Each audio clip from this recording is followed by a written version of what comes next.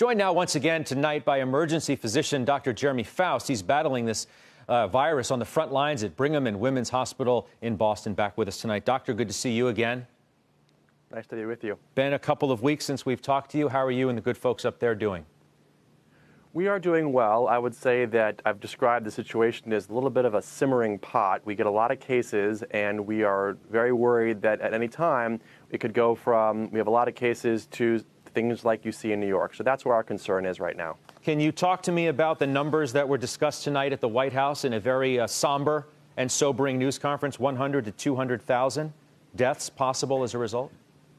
When you hear somebody like Anthony Fauci say that, you have to take it very seriously. Similarly to ER doctors like me, when we express concern, you have to take it in the context that we are people who signed up for this, and we are here for it. And if we are sounding alarm bells, it is not because we are alarmists. It is because we see something serious. So I agree. Go ahead. No, please, you finish. I'm sorry. No, when you hear numbers like that, it should drive us to act. That is the point of numbers, because that number doesn't strike me as particularly surprising. It could be much worse than that, and it could be better. And that's where I was going to go next. Do you feel like we are acting strong enough?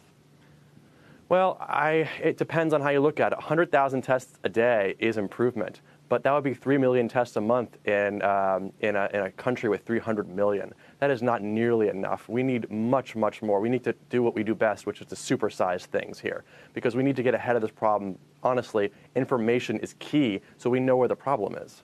And yet, Dr. Faust, we still hear stories about people returning from spring break who are suffering from the virus and who potentially are spreading it in cities across America still tonight.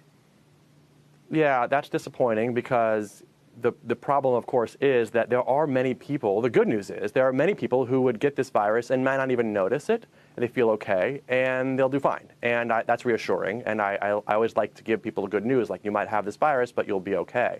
And I like that. But the problem is that these people also would be the same who could spread it around to people who are vulnerable, whose lungs cannot take it. So that's the real issue, is that we need people to feel a sense of communal responsibility. And that's what I think is lacking in some cases. But in other places, we really feel that concern, and we feel the support. You think we can still flatten the curve, Doctor, or have we lost our opportunity to do that? We can still make a big difference here. I think that we are not throwing good money after bad or good effort after bad. Absolutely, we can do a lot better. I think that in places like Boston here, I'm really happy to see the mayor's team responding to ideas that many of us, I've shared with them, and they've been responsive. For example, making sure that homeless people have a place to go, because that's a population that could end up in ERs, which is a very dangerous situation for them and for us, because we don't want to spread it to them and vice versa. So increasing capacity is really a big thing. Another thing, my patients are scared to come in, and that makes total sense. And so I advocated last week for changes in the federal laws and rules saying that a doctor doesn't have to touch you necessarily to evaluate you to kind of count. And the government gave us that yesterday. So that means my patients can come in, we can see them through the glass door or through telehealth, and they don't need to be as fearful because they may not actually have to touch anyone. And that's really great, because I want to help people, and they're scared, and that makes sense.